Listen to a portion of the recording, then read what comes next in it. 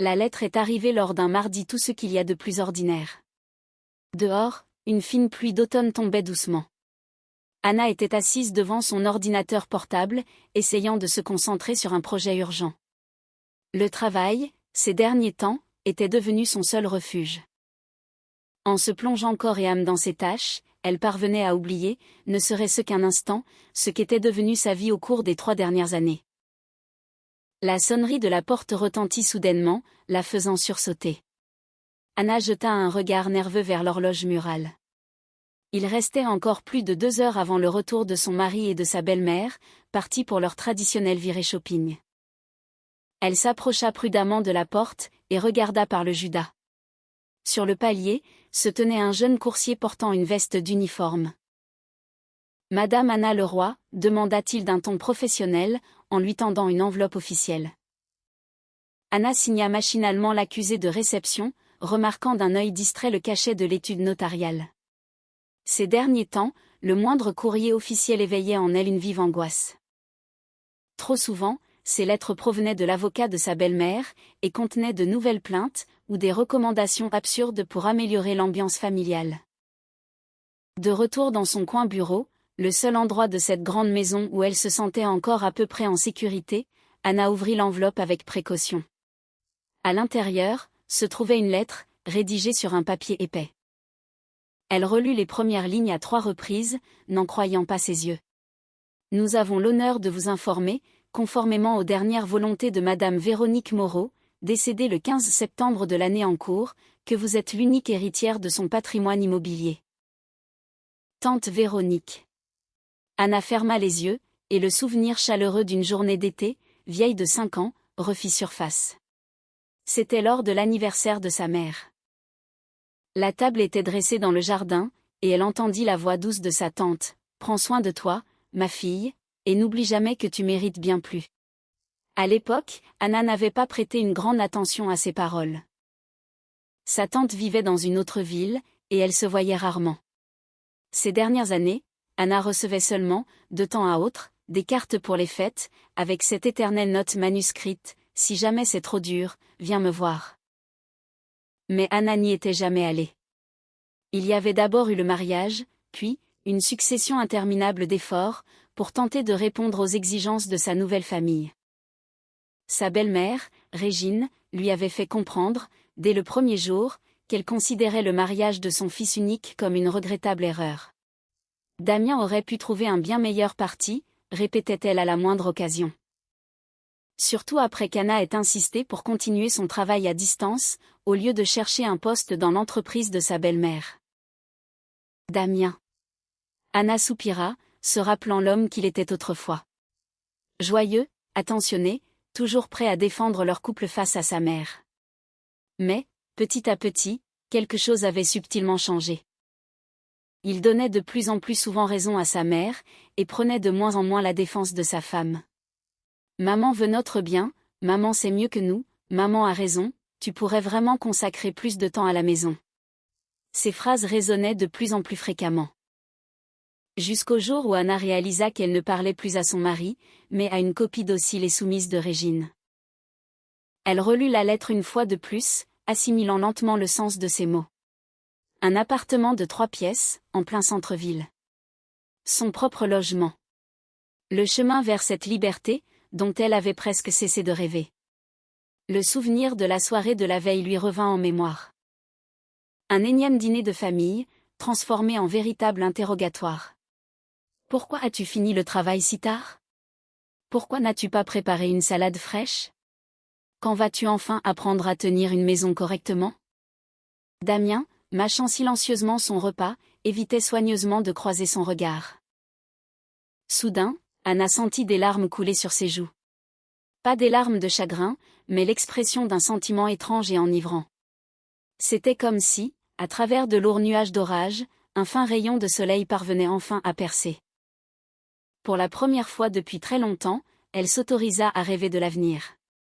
Son propre avenir, libéré de ce contrôle permanent, sans humiliation, et sans avoir à justifier le moindre de ses faits et gestes. Elle plia soigneusement la lettre, et la cacha dans la poche secrète de son sac de travail. Pour une raison obscure, il lui semblait essentiel de garder cette nouvelle secrète, au moins pour un petit moment. Juste pour savourer cet instant précieux.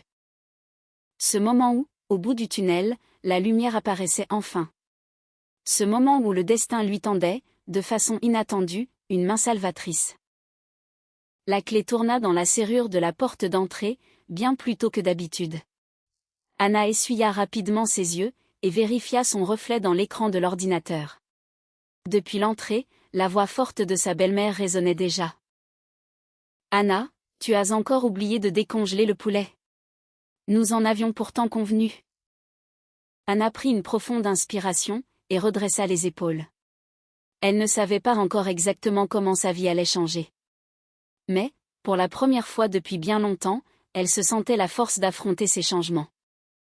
Pour la première fois depuis une éternité, elle était prête à se battre pour son droit au bonheur. Ce mardi ordinaire devenait la première page d'un nouveau chapitre de son existence.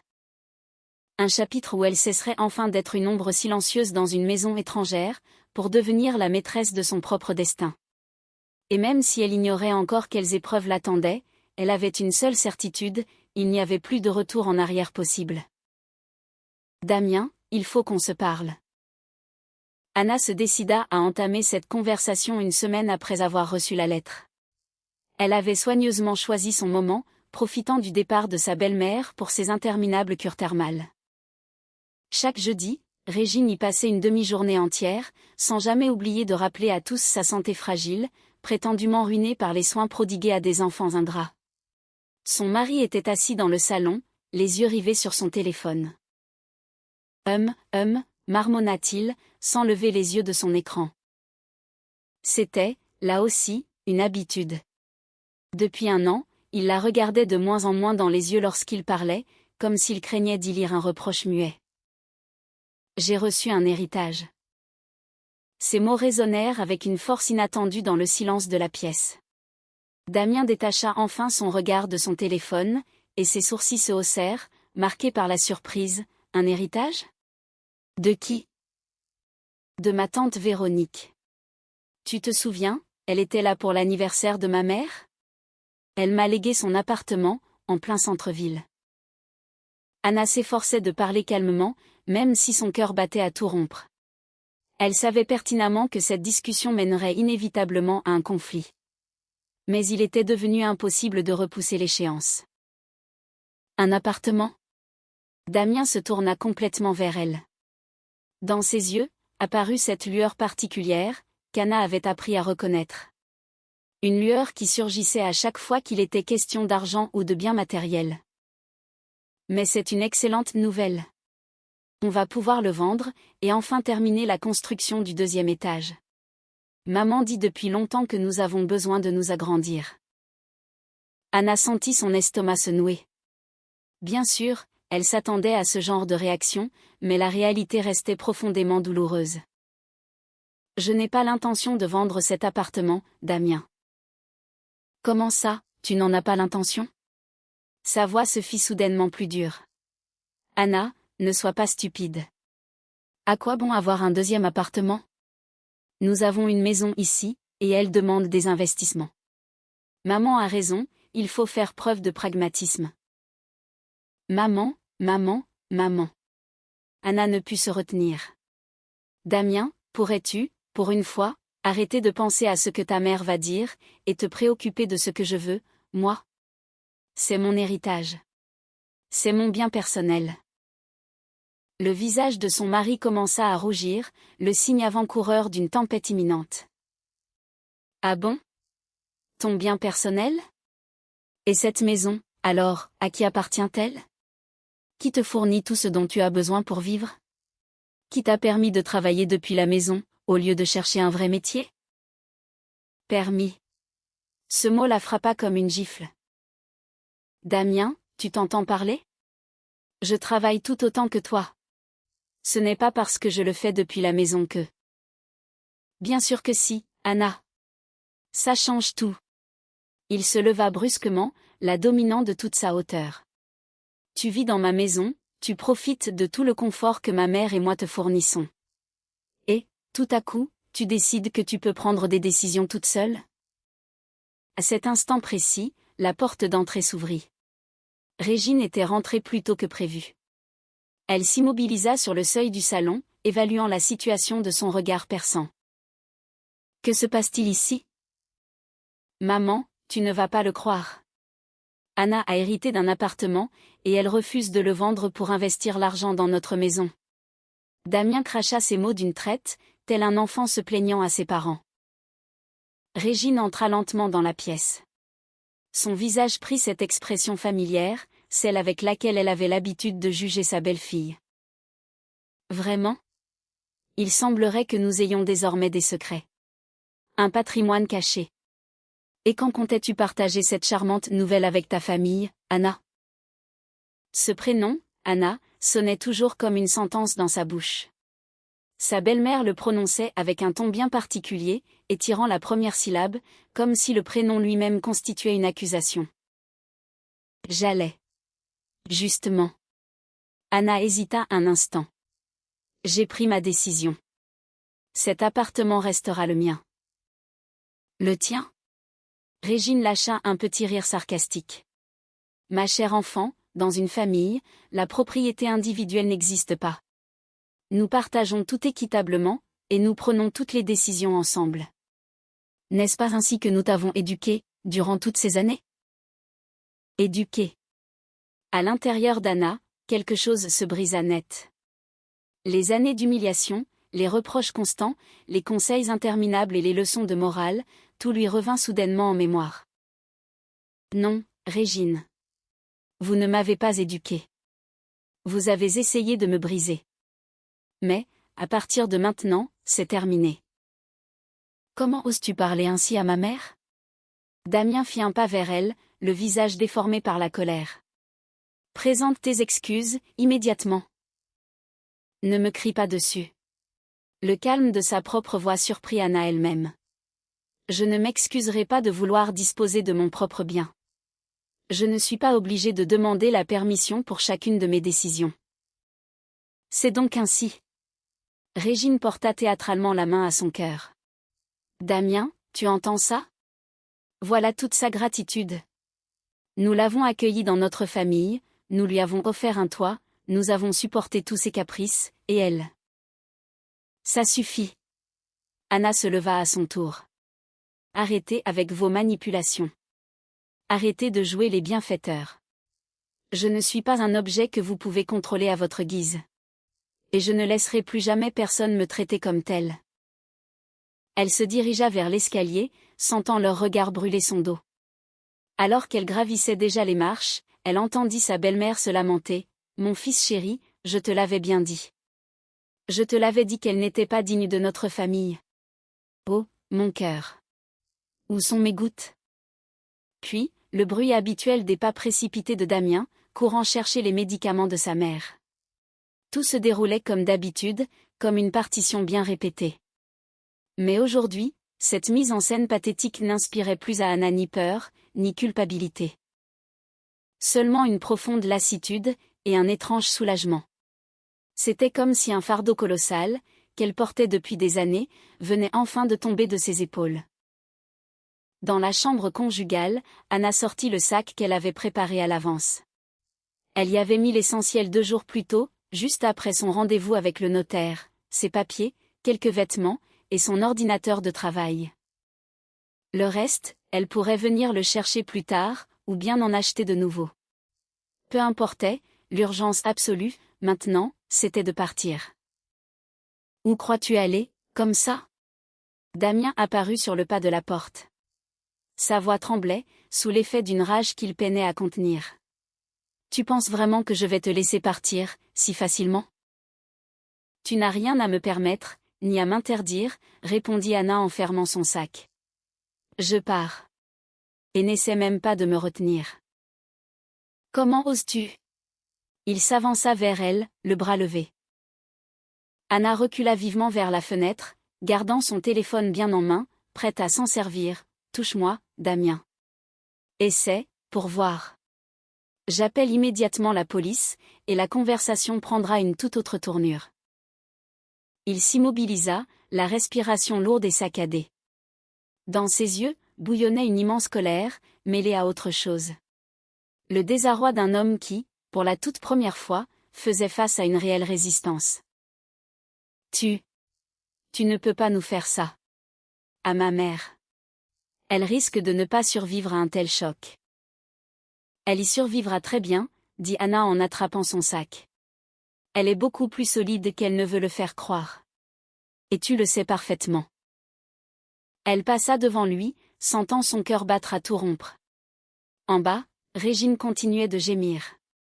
Mais sa voix semblait désormais étouffée, comme si elle provenait d'un autre monde. Ce monde de cauchemar qu'Anna laissait enfin derrière elle. Une fois sur le pas de la porte, elle se retourna une dernière fois. J'enverrai un avocat récupérer mes affaires. Et, Damien, j'espère qu'un jour, tu comprendras que notre vie aurait pu être totalement différente. Si seulement tu n'avais pas laissé ta mère détruire tout ce qu'il y avait de beau entre nous. Elle sortit dans la fraîcheur humide de cette soirée d'automne. Et, pour la première fois depuis des années, elle prit une grande inspiration, emplissant pleinement ses poumons. L'inconnu s'étendait devant elle. Mais, peu importe ce qui l'attendait au bout du chemin, ce serait désormais sa propre route.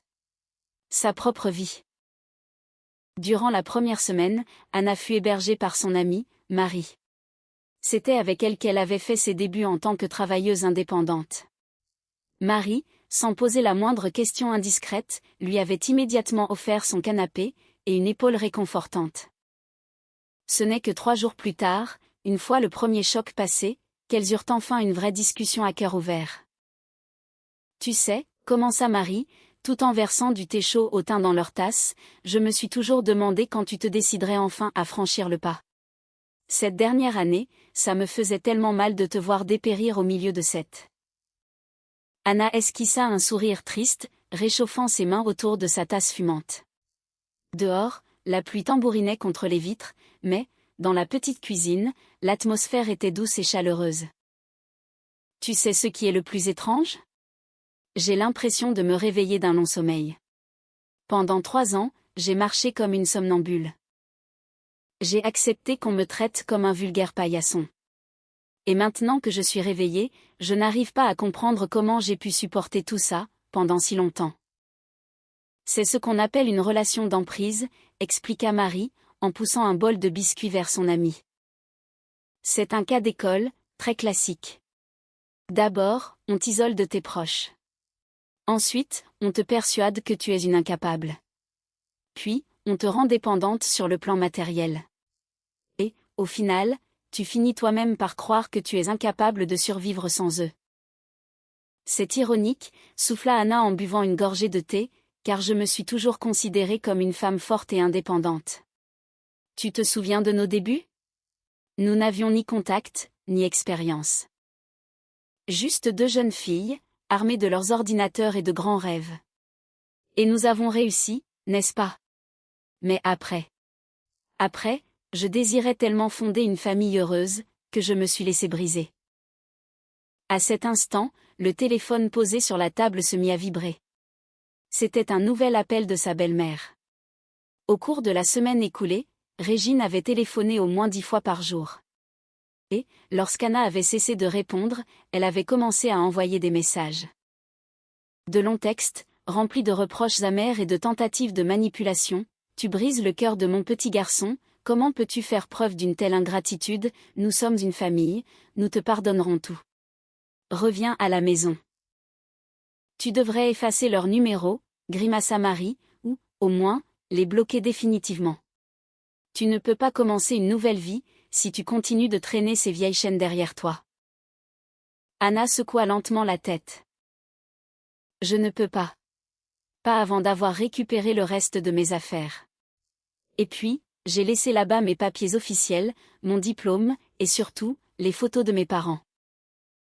Qu'est-ce que ton avocat en dit ? Il me dit que tout suit son cours normal. La demande de divorce a été officiellement déposée, et nous attendons maintenant la première audience. Mais pour ce qui est de mes affaires. Anna soupira lourdement.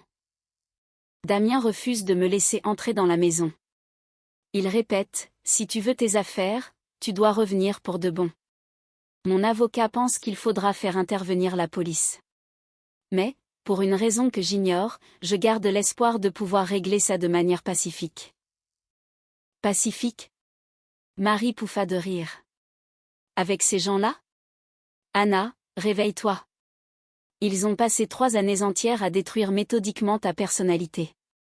Comment veux-tu espérer? Soudain, le téléphone s'illumina de nouveau. Cette fois-ci, c'était Damien qui appelait. Anna fixait l'écran clignotant, sentant une boule d'angoisse monter dans sa gorge.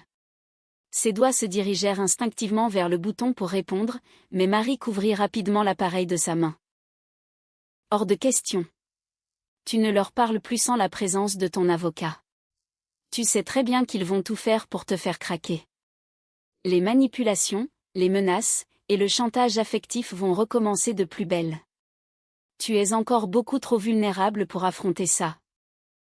Anna s'adossa à sa chaise, sentant les larmes lui monter aux yeux. Tu sais ce qui est le plus douloureux? C'est que je l'aimais sincèrement. Et, au fond, je crois que j'aime toujours le Damien d'autrefois. Cet homme joyeux. Plein d'attention, prêt à soulever des montagnes pour nous. À quel moment s'est-il transformé en cette misérable marionnette, entièrement contrôlée par sa mère? Il a toujours été ainsi, répondit Marie en se resservant du thé. Au début de votre relation, il jouait simplement un autre rôle. Puis, quand il s'est persuadé que tu lui appartenais et que tu ne partirais plus, il a révélé sa vraie nature. Ou plutôt, il n'a aucune personnalité propre. Il n'est que le reflet de ce que sa mère a façonné. Le lendemain, elles se rendirent ensemble pour visiter l'appartement de la tante. Le notaire avait déjà finalisé tous les documents, il ne restait plus qu'à accepter formellement l'héritage. L'immeuble, un beau bâtiment ancien aux murs épais, était de ceux qui avaient été construits pour durer des siècles. Il y avait de hauts plafonds, de vastes pièces, et de grandes fenêtres donnant sur une cour intérieure paisible. Sous de vieux tilleuls centenaires, on apercevait des balançoires pour enfants. « Mon Dieu !» murmura Anna, en franchissant le seuil de l'appartement. Les lieux n'avaient pas été rénovés depuis une bonne 30aine d'années. Le papier peint à fleurs se décollait par endroits, le parquet en bois massif était asséché, et un vieux lustre à pampilles pendait tristement du plafond. Pourtant, il se dégageait de cet endroit une atmosphère unique. Était-ce la lumière dorée du soleil, inondant les pièces à travers les immenses fenêtres? Ou bien ce merveilleux sentiment d'espace et de liberté absolue? Pense à toutes les possibilités qui s'offrent à toi. Marie examinait déjà les cloisons avec l'œil avisé d'une experte. Regarde, ici, on pourrait aménager un magnifique bureau de travail. Sans aucune belle-mère pour surveiller tes moindres faits et gestes, et sans remarques incessantes sur le temps que tu passes devant ton écran. Anna marchait lentement, de pièce en pièce. Et, à chaque pas, elle sentait la lourde tension des derniers jours s'évaporer. Cet appartement ressemblait à une toile blanche.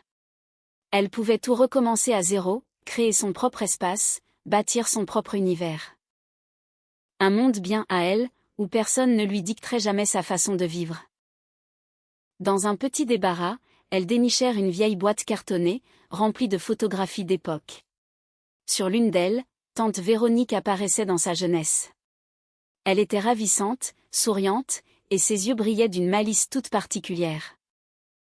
Au dos du cliché, on pouvait lire cette inscription: « Ne laisse jamais les autres décider de ce que doit être ta vie. Ta tante Véronique. 1975. » Elle avait tout compris, chuchota Anna, effleurant du bout des doigts les lettres à demi effacées. C'est pour cette raison qu'elle m'a légué cet appartement. C'est comme si elle avait pressenti qu'un jour, j'aurais désespérément besoin d'une bouée de sauvetage. C'était une femme profondément intelligente, approuva Marie, pianotant déjà sur son téléphone. Écoute, je connais un excellent chef de chantier. Il s'appelle Antoine. Il pratique des prix très corrects, et son travail est impeccable. Tu veux que je l'appelle? Nous pourrions au moins faire une estimation du budget pour les travaux. Anna hocha la tête. Au fond de son cœur, quelque chose de nouveau, d'inédit, était en train d'éclore. C'était l'excitation du changement, la joie pure de la création, et le goût si doux de la liberté retrouvée. Bien sûr, la route serait encore parsemée d'embûches. Il lui faudrait encore se battre pour récupérer ses affaires et tenir bon lors de la procédure de divorce. Mais désormais, elle possédait des fondations solides. Un lieu rien qu'à elle, destiné à devenir son refuge intouchable. Le soir même, alors qu'elles étaient attablées dans un petit café du quartier, discutant avec passion des plans de rénovation, Anna réalisa une chose étonnante. Pour la toute première fois depuis des années, elle envisageait l'avenir avec joie, et non plus avec une angoisse nouant son estomac. Pour la première fois, elle élaborait des projets sans redouter le jugement d'autrui. Pour la première fois, elle se sentait véritablement vivante. « À ta nouvelle vie », lança Marie, en levant joyeusement sa tasse de cappuccino. « À ma nouvelle vie », répéta Anna en écho. Et, pour la première fois depuis une éternité, un sourire franc, authentique, illumina son visage. Les travaux de rénovation débutèrent une semaine seulement après qu'Anna eut officiellement accepté son héritage. Toutes les économies qu'elle avait réussi à mettre de côté en cachette, grâce à son travail, trouvaient aujourd'hui leur utilité. Cette somme couvrit aisément la compte initiale des ouvriers et l'achat des matériaux de construction. L'équipe sélectionnée s'avéra très compétente. Les ouvriers travaillaient rapidement, proprement, et sans jamais poser de questions superflues. Si tu voyais à quel point ils ont tout transformé là-bas, racontait Anna à Marie, lors de leurs habituelles soirées de confidence. Ils ont retiré l'ancien papier peint, et soulevé les vieux planchers. Tu imagines, sous la couche de lino abîmé, ils ont découvert un véritable parquet en chêne massif. Avec une petite restauration, il sera flambant neuf. Marie l'écoutait en souriant, heureuse de voir la métamorphose de son amie. En l'espace d'un petit mois, Anna semblait avoir rajeuni de 5 ans. Cette ride de contrariété permanente, qui barrait autrefois son front, avait totalement disparu, laissant place à un éclat vif et pétillant dans ses yeux. Même sa gestuelle avait changé. Elle se mouvait désormais avec légèreté, avec grâce, libérée du poids oppressant qu'elle portait autrefois sur ses épaules. « Et tu sais ce qui me surprend le plus » ajouta Anna, en touillant son café d'un air pensif. « C'est que mon volume de travail a considérablement augmenté. C'est comme si mes clients avaient ressenti que, désormais, je pouvais m'investir pleinement, sans subir en permanence le mécontentement de ma belle-mère. Tu te rends compte ? Hier, j'ai signé 2 nouveaux contrats majeurs. » Ça n'a rien d'étonnant, répondit Marie en haussant les épaules. Lorsqu'une personne déploie enfin ses ailes, tout le monde autour d'elle le ressent. D'ailleurs, où en es-tu avec cette procédure de divorce ? Anna poussa un léger soupir. Aborder ce sujet restait toujours une épreuve. La première audience est prévue dans 2 semaines. Damien a déposé une demande reconventionnelle. Il exige carrément une compensation financière pour la période où j'ai vécu sous leur toit. Tu arrives à y croire ? Ils essaient de faire passer ces 3 années de servitude domestique pour une immense faveur qu'ils m'auraient accordée. Et as-tu réussi à récupérer tes affaires ? Ils refusent de me laisser entrer. Ils m'ont dit, uniquement sur décision du tribunal. Tant pis pour eux, dit Anna en faisant un geste de la main pour chasser cette pensée. Tu sais, j'ai beaucoup réfléchi. C'est peut-être un mal pour un bien. À quoi bon emporter toutes ces vieilleries dans ma nouvelle vie ?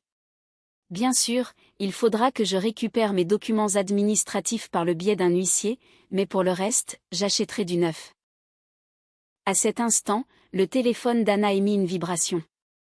C'était un nouveau message de sa belle-mère. Elle ne prit même pas la peine de l'ouvrir, effaçant simplement la notification de l'écran. Au fil des semaines, elle avait appris à ignorer ces ridicules tentatives de pression. C'en était fini des interminables messages remplis de reproches, fini les crises de larmes feintes, et fini les menaces.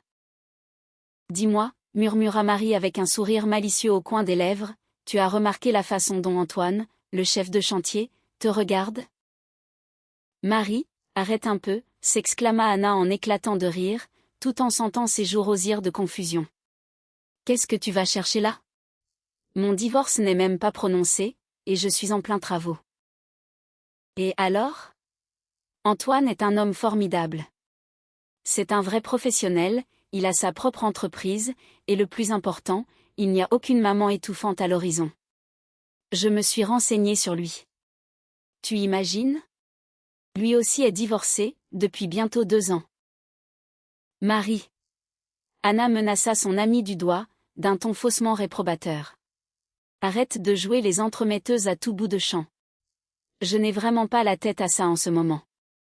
J'ai d'abord besoin de me retrouver, et de remettre de l'ordre dans mon existence. Oui, c'est ça, gloussa Marie d'un air faussement sceptique. Et ces rougeurs sur tes joues, à chaque fois qu'il vient te faire un compte-rendu des travaux, c'est juste l'angoisse de la rénovation, je suppose. Anna garda le silence, mais un tendre sourire persista sur ses lèvres. C'était vrai, ses échanges avec Antoine étaient totalement différents de ce qu'elle avait connu. Il n'y avait aucune arrogance chez lui, aucune tentative d'imposer son avis ou de jouer les chefs. Il était simplement un homme posé, sûr de lui, qui la traitait avec beaucoup de respect et d'attention. Lorsqu'il lui exposait les aspects techniques du chantier, il ne prenait jamais un ton condescendant. Il s'adressait à elle d'égal à égal, écoutant attentivement ses envies et ses propositions d'aménagement. Tu sais, confia Anna d'une voix pensive, je crois que j'ai réalisé quelque chose d'important. Pendant toutes ces années, j'avais l'impression de vivre enfermée dans une carapace. J'étais terrifiée à l'idée de faire un geste de travers, ou de prononcer le mot de trop. Mais aujourd'hui, chaque nouvelle journée apporte son lot de découvertes, et je n'ai plus peur. Je n'ai absolument plus peur. Le soir même, de retour dans le logement de location de Marie, cette dernière ayant insisté pour qu'elle s'y installe le temps des travaux, Anna resta longuement pensive devant la fenêtre. Quelque part dans l'obscurité de la ville, l'attendait sa future maison. Elle était encore recouverte de poussière, et dénuée de meubles, mais elle lui semblait déjà si familière, si chère à son cœur. Son téléphone se mit à vibrer une nouvelle fois. C'était Damien. Autrefois, la simple vue de son nom la faisait frissonner d'angoisse. Désormais, elle ne ressentait plus qu'une profonde lassitude. D'un simple glissement de doigt sur le bouton rouge, elle rejeta l'appel. Ça suffisait. Elle ne leur permettrait plus jamais de tirer les ficelles de son destin. Le lendemain matin, elle se rendit à l'appartement très tôt. Elle brûlait d'impatience de voir l'avancée du chantier. Dans ce qui serait bientôt sa chambre, Antoine discutait déjà des finitions avec ses ouvriers. Lorsqu'il l'aperçut, un large sourire illumina son visage. « J'allais justement vous appeler. Il s'est passé quelque chose. Vous vous souvenez de notre discussion à propos de l'armoire encastrée ? En préparant la niche dans le mur, nous sommes tombés sur une ancienne cachette. Elle semble dater d'avant la guerre. En effet, le mur dissimulait une petite cavité secrète, soigneusement dissimulée par des briques. À l'intérieur, ils avaient trouvé une vieille boîte métallique à biscuits, datant des années 30. Et dans cette boîte, reposaient de vieilles photographies, des lettres manuscrites, ainsi que le journal intime de tante Véronique. « Je peux la prendre ?» demanda Anna, en saisissant la boîte avec une infinie précaution. « C'est très personnel. » Évidemment, acquiesça Antoine avec un regard plein de compréhension. À propos de cette armoire, d'ailleurs, j'ai esquissé quelques croquis. Vous voulez y jeter un œil ? Ils se penchèrent ensemble sur les plans d'architecture. Anna ne put s'empêcher de remarquer son parfum. Il sentait le propre, la fraîcheur du bois, loin, très loin de cette eau de toilette suffocante dont Damien s'aspergeait sans retenue. Sa voix était douce, rassurante, dépourvue de la moindre intonation artificielle. Et ses mains, solides mais délicates, portaient les légères callosités de l'artisan passionné. Le soir venu, assise au calme, Anna ouvrit le journal intime de tante Véronique. Ses pages jaunies par le temps racontaient l'histoire d'une autre époque, et le récit d'une autre lutte acharnée pour l'indépendance. « Aujourd'hui, j'ai enfin trouvé le courage de partir », écrivait sa tante avec élégance. « Tout le monde me répète que sans un mari, je cours à ma perte, et qu'une femme ne peut décemment pas vivre seule. Mais je préfère la solitude absolue à la compagnie d'un homme qui cherche, chaque jour, à effacer mon identité. » Pendant sa lecture, de douces larmes roulèrent sur les joues d'Anna. Tante Véronique avait enduré des épreuves similaires. Le divorce, à une époque où la société le condamnait fermement. Les jugements malveillants de son entourage, et cette bataille quotidienne pour le droit d'exister en tant que femme libre. Et pourtant, elle avait tenu bon. Elle avait triomphé. Et aujourd'hui, tel un guide bienveillant traversant les décennies, elle tendait la main à sa nièce, pour l'aider à tracer sa propre route. Merci, tante Véronique, chuchota Anna, serrant le vieux carnet contre son cœur. Merci pour tout. En s'endormant, elle songea à la beauté ironique de la vie. Parfois, il est nécessaire de tout perdre pour mieux se retrouver. Parfois, la souffrance est un passage obligé pour apprendre la véritable valeur de la liberté. Et il arrive que le salut vienne d'où on l'attendait le moins. D'une femme extraordinaire, qui, bien des années auparavant, avait emprunté ce même chemin rocailleux, laissant derrière elle un phare lumineux pour éclairer les pas de celle qui suivrait. Le jour de la première audience au tribunal s'annonça sous un ciel gris et nuageux. Anna avait passé la matinée entière rongée par le stress. Elle avait longuement hésité sur le choix de sa tenue, revérifié 10 fois son dossier, et regardé l'heure avec une nervosité croissante. Bien entendu, Marie avait insisté pour l'accompagner et lui apporter un soutien moral indispensable. Reste calme, lui conseillait-elle, alors qu'elle patientait dans les longs couloirs du palais de justice. Tout va très bien se passer. Tu es défendu par une avocate brillante, et ton dossier est en béton. Ils ne pourront absolument rien contre toi. Anna hochait la tête, mais, à l'intérieur, son estomac était noué de peur. Elle savait qu'elle allait revoir Damien et Régine, pour la première fois depuis 2 mois. Elle s'était préparée à une épreuve difficile. Pourtant, la réalité dépassa de loin ses pires appréhensions. Ils firent leur apparition 5 petites minutes avant l'ouverture de l'audience. Régine arborait son tailleur noir préféré, sa tenue de prédilection pour toutes les grandes occasions officielles. Damien, quant à lui, portait un costume flambant neuf, de toute évidence acheté pour l'occasion. Dans leur sillage marchait leur avocat, un homme à l'allure soignée, au regard vif et calculateur. Anna, cracha sa belle-mère d'une voix mielleuse et empoisonnée. J'ose espérer que la raison t'est revenue, et que tu vas retirer ta plainte. Il est encore temps d'arranger les choses. Anna détourna le regard sans prononcer un mot, sentant la main protectrice de Marie serrer la sienne. Du coin de l'œil, elle vit Damien tressaillir, comme s'il s'apprêtait à parler, mais sa mère le retint fermement par la manche de sa veste. L'audience débuta avec une ponctualité parfaite. La juge, une femme d'un certain âge aux traits marqués par la fatigue, examinait attentivement les dossiers, tandis que les avocats exposaient les grandes lignes de l'affaire. Pendant 3 années consécutives, ma cliente a résidé au domicile de son époux et de sa belle-mère, argumentait l'avocate d'Anna avec prestance. Durant toute cette période, elle a non seulement assumé la charge intégrale des tâches ménagères, mais elle a également maintenu son activité professionnelle à distance, contribuant ainsi de manière très significative au budget du foyer. Par ailleurs, nous avons versé au dossier des preuves irréfutables attestant d'un harcèlement psychologique constant, exercé par monsieur et par sa mère. Régine porta immédiatement sa main à sa poitrine, dans un geste théâtral d'indignation. C'est de la pure diffamation? Damien, tu entends ça? Après tout ce que nous avons sacrifié pour elle. Le silence est exigé dans cette salle, la rappela à l'ordre la juge, en tapant son stylo contre son pupitre. Madame, si vous interrompez les débats une nouvelle fois, je serai dans l'obligation de vous faire expulser. Vint ensuite l'étape la plus délicate du procès, l'examen minutieux des litiges financiers. Damien réclamait une indemnité pour les frais d'hébergement. Pire encore, il exigeait d'obtenir une part de l'appartement légué à Anna, allant jusqu'à revendiquer un droit de regard sur les revenus générés par sa femme au cours des 3 dernières années. Votre honneur, déclara l'avocate d'Anna d'une voix posée et inébranlable, le bien immobilier en question a été transmis à ma cliente par voie testamentaire, après la célébration du mariage.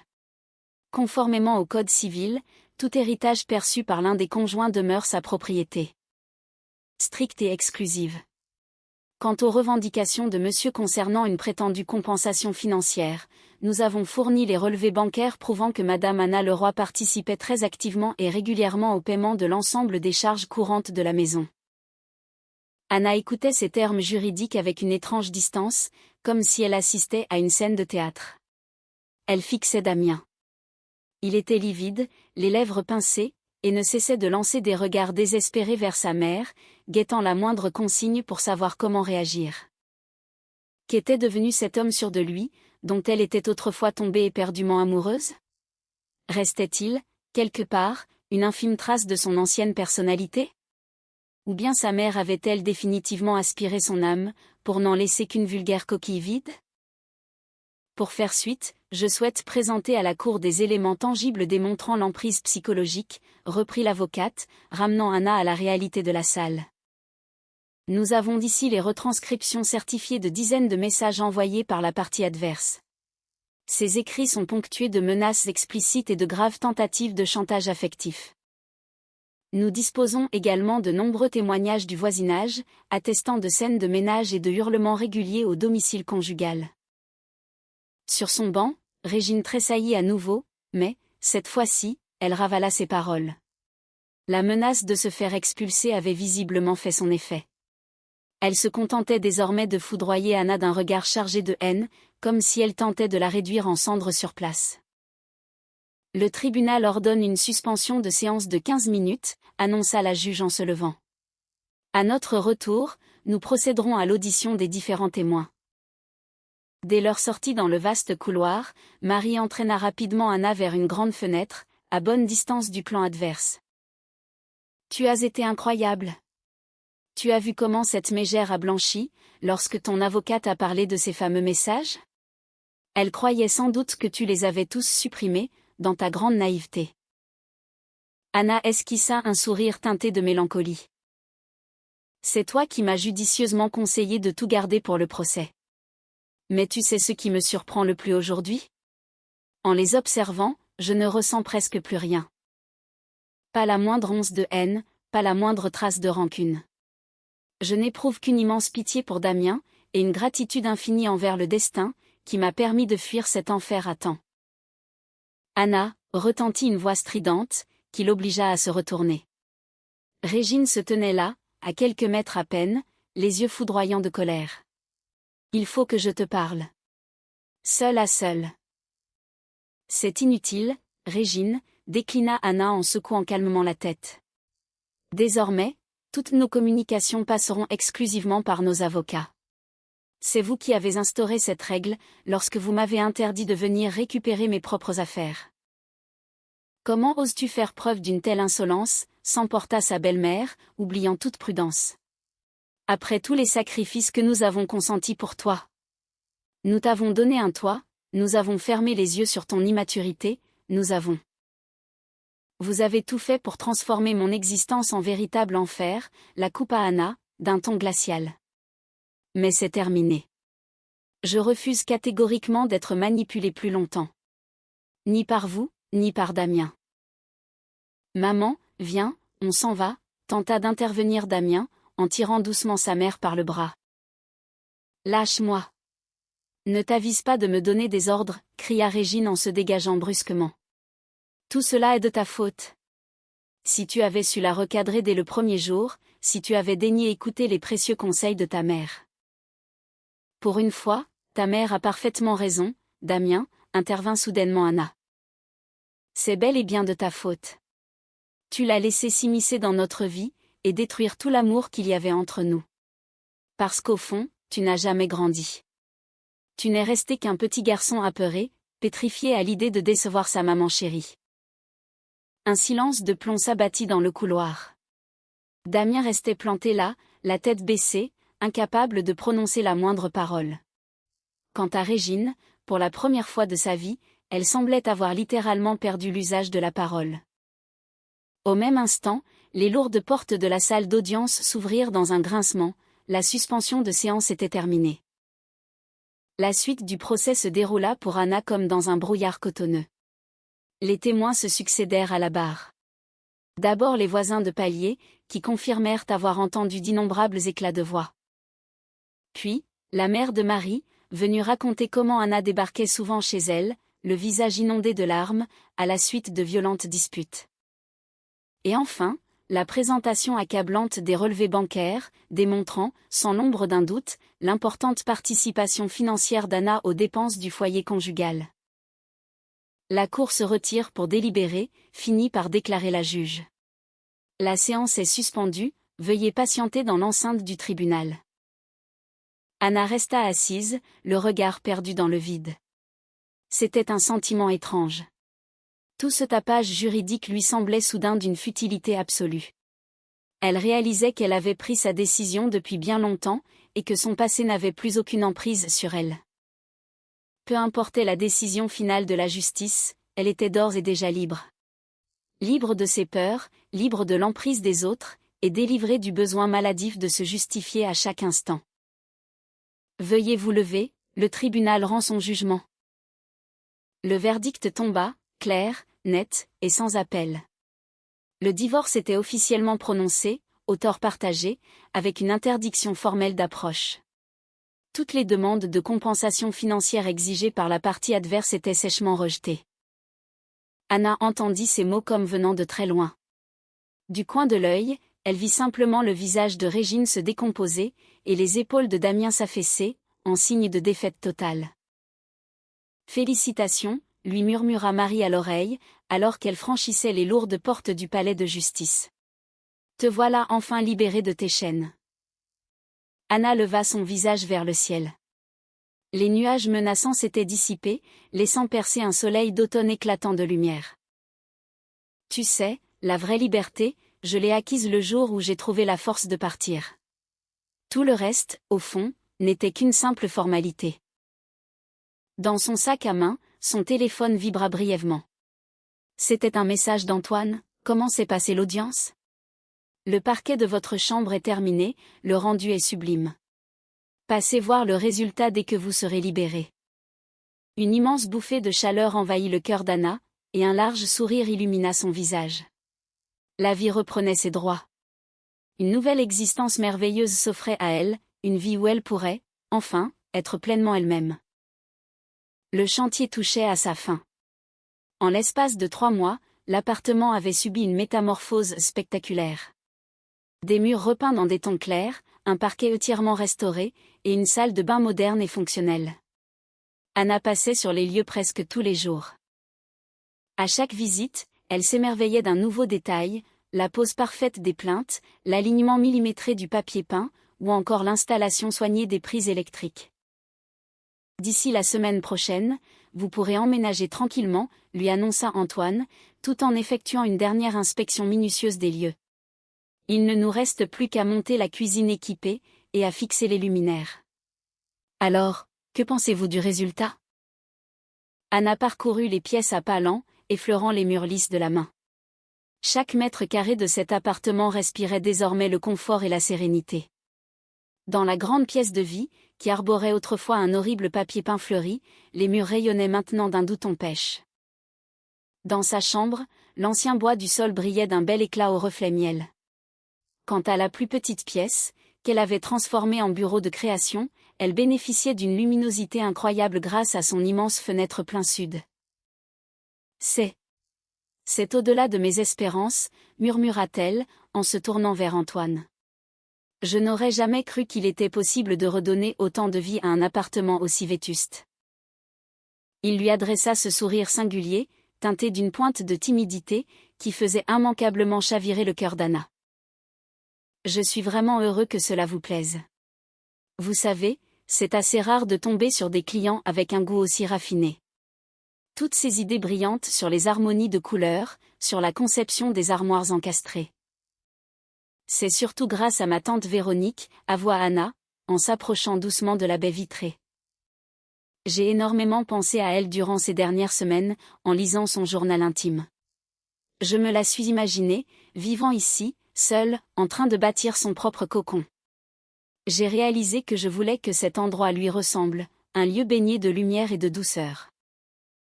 Antoine vint se placer à ses côtés. Leurs épaules se frôlaient presque. Son parfum lui rappelait l'odeur du bois fraîchement coupé, mêlé à la brise marine. Je voulais vous demander cela depuis un moment déjà.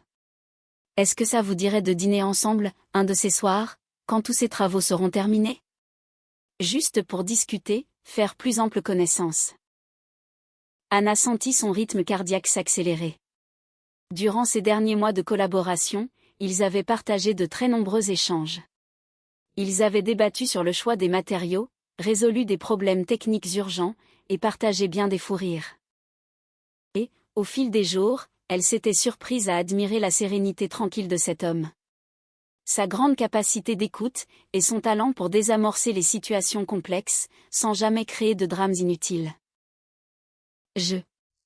Anna bafouilla légèrement, sentant la chaleur envahir ses joues. Ce serait avec grand plaisir. Mais avant cela, accepterais-tu de me donner un coup de main pour ma pendaison de crémaillère ? Marie a décrété qu'il fallait absolument célébrer mon emménagement avec une petite fête.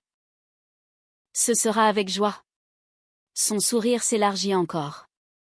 Au fait, en parlant d'emménagement, je peux m'occuper du transport de vos meubles. Je connais d'excellents fournisseurs, ils nous feront des tarifs très avantageux. Ils restèrent longuement plantés là, devant la fenêtre, à planifier l'aménagement de l'appartement. Le soleil déclinait doucement à l'horizon, teintant le ciel de superbes nuances orangées.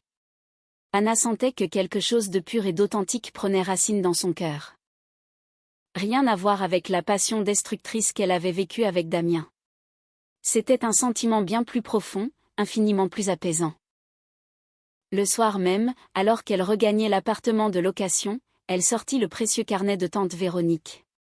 En l'espace de quelques mois, ce petit bout de papier était devenu son trésor le plus cher. Plus qu'un simple témoignage du passé, il était devenu son guide de survie émotionnelle. Aujourd'hui, tante Véronique, j'ai surpris mon cœur à rêver d'un nouvel amour. Non pas par peur de la solitude, mais parce que j'ai enfin conscience de ma propre valeur. Je sais ce que je vaux, je sais ce que je mérite, et surtout, je sais précisément ce que je n'accepterai plus jamais de subir de la part de quiconque. Et moi aussi, je le sais, tante Véronique, murmura Anna, en refermant doucement le carnet. Désormais, j'en ai l'intime conviction. La semaine qui suivit s'écoula dans une frénésie joyeuse, digne des préparatifs d'une grande fête. Marie l'aida à choisir les meubles, les rideaux fluides, et la vaisselle neuve. Tout ce qui permet de transformer 4 murs de béton en un véritable foyer chaleureux. Antoine, fidèle à sa promesse, orchestra la livraison de tous les meubles à prix réduit, et se chargea lui-même du montage. Chaque nouvel objet qui trouvait sa place, de la plus simple cuillère en bois à la grande lampe de salon, devenait un symbole éclatant de cette renaissance. Une nouvelle vie, où elle était la seule maîtresse à bord, l'unique décisionnaire de son destin. La pendaison de crémaillère, c'est pour demain, annonça-t-elle, en contemplant son appartement flambant neuf. L'ensemble était exactement tel qu'elle l'avait imaginé, spacieux, lumineux, d'une douceur infinie. De belles toiles de peinture décoraient les murs immaculés. De fins voilages aux fenêtres filtraient la lumière du soleil. Dans son espace bureau, un grand bureau ergonomique en bois côtoyait de vastes étagères remplies de livres. « Tu as le trac ?» lui demanda Antoine, tout en fixant un dernier cadre au mur. « Un petit peu » concéda-t-elle. « Mais c'est une excellente forme d'excitation. Tu sais, pour la première fois de mon existence, j'ai le sentiment d'être vraiment vivante. Je ne suis plus en mode survie, je ne suis plus une figurante. Je vis, tout simplement. » Il la couva d'un regard long et profond, empreint d'une tendresse qui lui coupa littéralement le souffle. « Je suis tellement fière d'avoir pu t'aider à construire cet endroit. » « Tu n'as pas seulement construit des murs, Antoine, » murmura Anna, les larmes aux yeux. « Tu m'as redonné foi en l'avenir. Tu m'as prouvé qu'il existait des hommes capables de respecter les frontières des autres. Des hommes avec qui l'on peut, tout simplement, être soi-même. » Leurs mains s'effleurèrent alors qu'ils ajustaient ensemble la dernière toile, un paysage marin somptueux, qu'ils avaient choisi ensemble pour le salon. À ce contact si délicat, Anna sut qu'elle était prête. Prête à embrasser ce nouveau chapitre de sa vie, prête à accueillir de nouveaux sentiments. Un amour sain, basé sur un équilibre parfait, et un respect mutuel inébranlable. Le jour de la fête s'annonça sous un soleil radieux, sans le moindre nuage à l'horizon.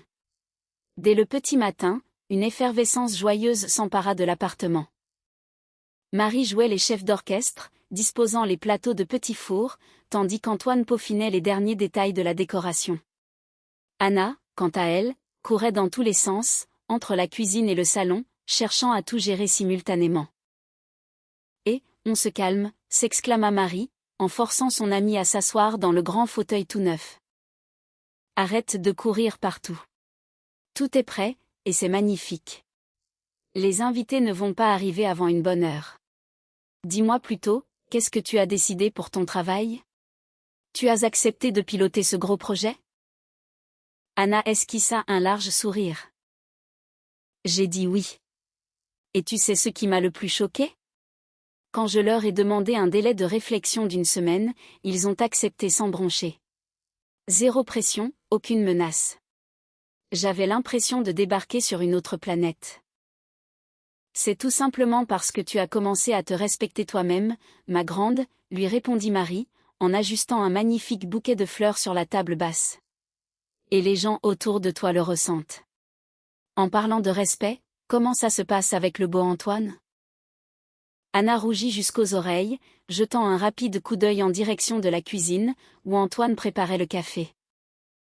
Nous prenons le temps de nous découvrir. Sans précipitation, sans forcer les choses. C'est tellement déstabilisant, au début, de fréquenter un homme qui ne cherche ni à te brusquer, ni à te modeler à son image. On apprend juste à se connaître. Et alors, que donnent ces merveilleuses découvertes, insista Marie, avec un clin d'œil appuyé. Hier soir, il m'a expliqué les raisons de son divorce, confia Anna, baissant la voix. Sa femme était aussi dans le contrôle permanent. Tu te rends compte? C'est comme si nous avions traversé la même tempête, chacun de notre côté. Du coup, nous savons tous les deux très exactement ce que nous ne voulons plus jamais tolérer dans un couple. Un coup de sonnette retentit, mettant fin à leur aparté. Les premiers convives commençaient à arriver. De fidèles amis, des collègues de travail, et même quelques voisins avec qui Anna avait déjà sympathisé. Rapidement, les pièces s'emplirent de conversations animées, de rires francs, et du joyeux tintement des coupes de champagne. Une douce musique d'ambiance flottait dans l'air. Et maintenant, place au discours de la maîtresse de maison, clama Marie, en brandissant son verre bien haut. Anna se leva, embrassant l'assemblée du regard. Chacune des personnes présentes avait joué un rôle crucial dans sa résurrection. Certains lui avaient tendu la main dans l'épreuve, d'autres lui avaient prodigué de précieux conseils, ou l'avaient simplement écouté pleurer dans les moments les plus sombres. Je lève mon verre au nouveau départ, commença T.L., d'une voix calme, assurée et pleine d'émotion. Au courage qu'il faut pour changer de vie. À la force de repartir d'une feuille vierge. Ah! Un violent coup de sonnette la stoppa au beau milieu de sa phrase. C'était étrange, tous les invités conviés étaient censés être déjà présents. Anna alla ouvrir la porte.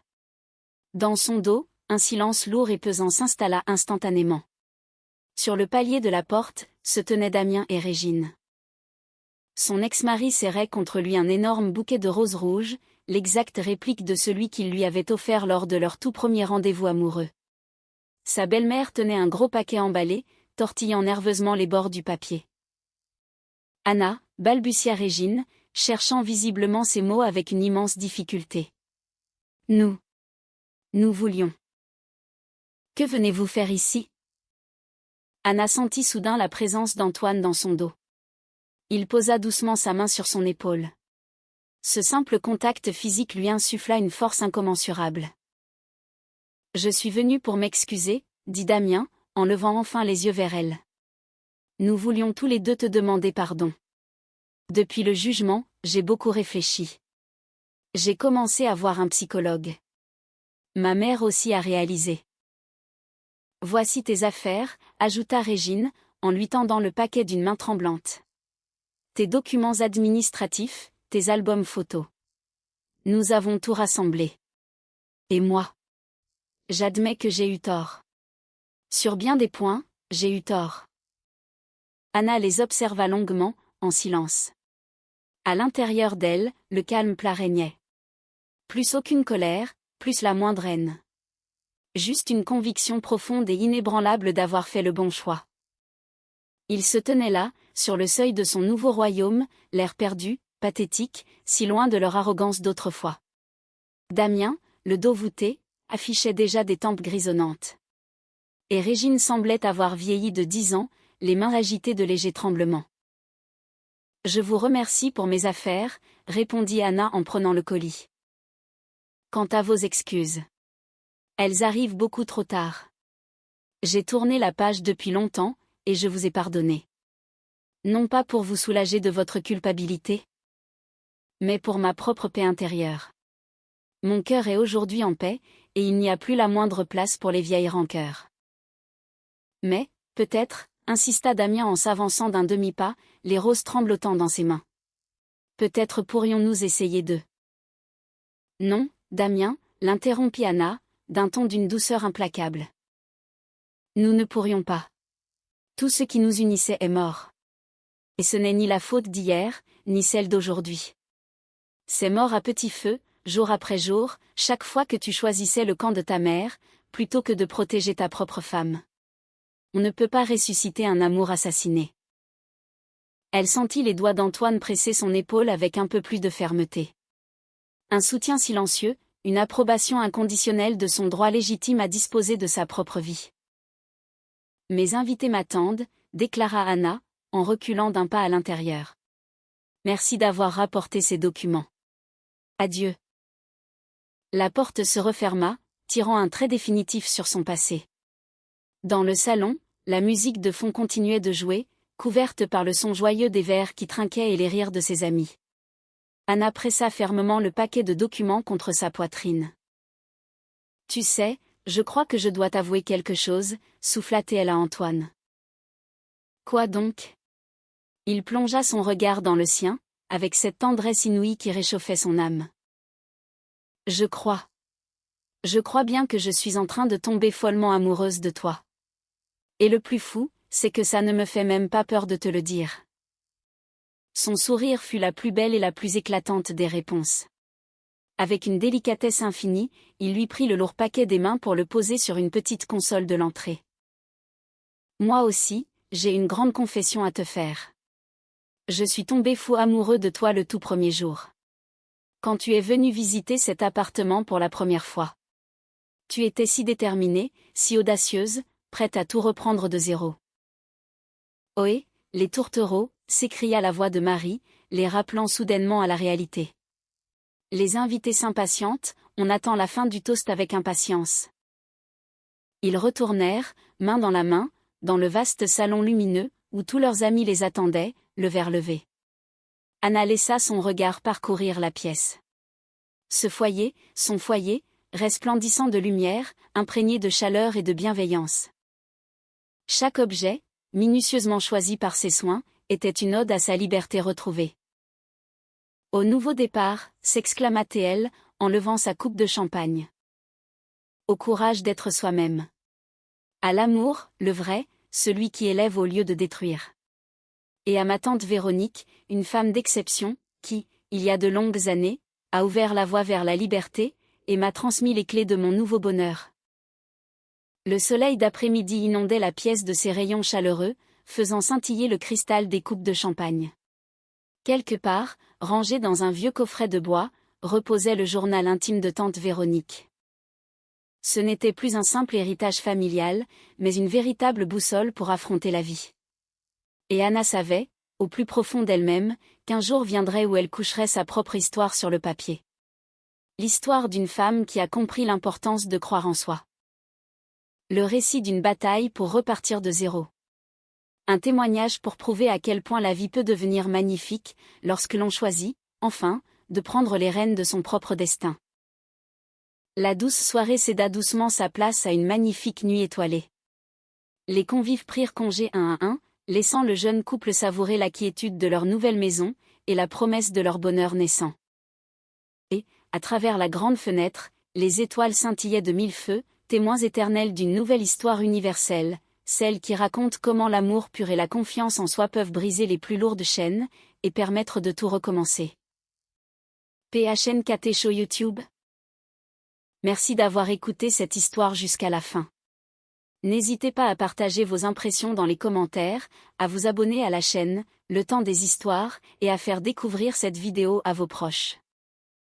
C'est grâce à vous que nous trouvons l'inspiration pour créer, chaque jour, de nouvelles histoires fascinantes. Ne manquez pas notre prochaine vidéo, qui s'affiche à l'écran dès maintenant. Prenez bien soin de vous, et soyez heureux.